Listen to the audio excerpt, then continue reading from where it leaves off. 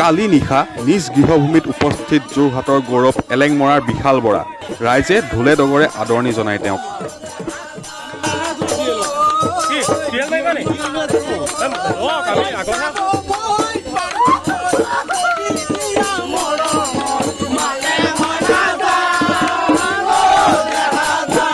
খুব ভাল লাগিছে।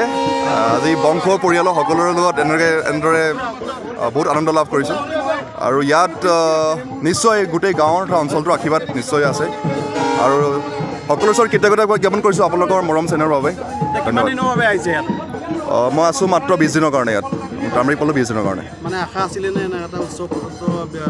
নিশ্চয় আশা আছিলে, সেইকাৰণে যোৱা 4-5 বছৰ কাৰণে লাগি আছিলোঁ, ইয়াৰ কাৰণে কষ্ট কৰিছিলোঁ আৰু এইটো মোৰ নম্বৰ 3rd এটেম্প্ট।